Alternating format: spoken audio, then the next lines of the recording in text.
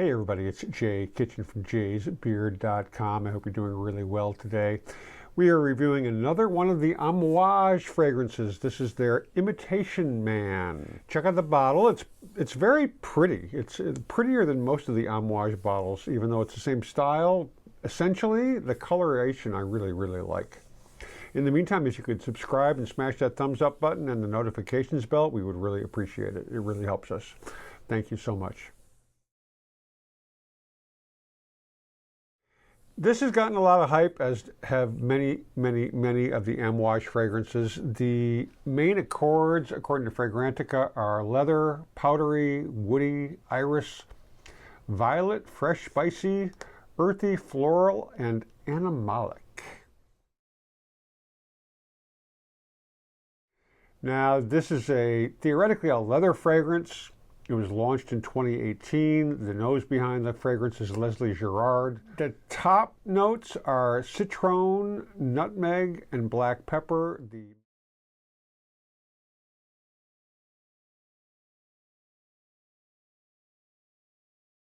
The middle notes are Turkish Rose, Orris, and Violet.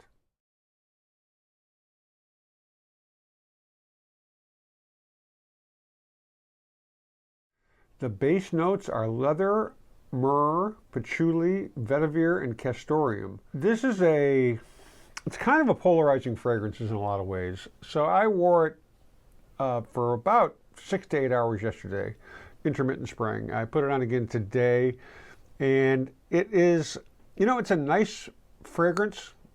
I don't really see the hype. There's a lot of joy and love for this scent. It's okay, and I'm going to spray a couple more spritzes just, because I don't want to disappoint and say that I didn't give it everything it's deserved. I mean, again, one of my problems is because I live in the Pacific Northwest where the temperatures are generally cooler, and this is not really a cold weather fragrance. I find cold weather fragrances, at least for me and my body chemistry, need to be darker, richer, almost dirtier. Now they talk about this being animalic. I don't really get that. Some of the comments on Fragrantica are pretty funny. The first one is burned plastic. I have a few from Amouage, and this is by far the worst.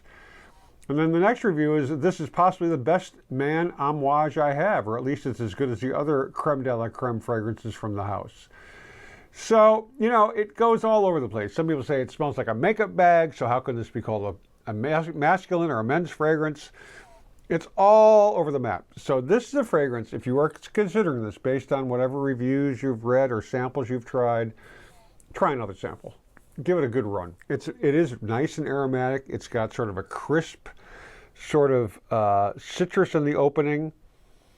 When it dries down, there's a slight leathery myrrh in there, like in the base notes, but it's just kind of gone. After about 3 hours, I can't even really hardly smell this on myself. I can smell it, but it's definitely a skin scent. And after 5 hours, it's virtually gone.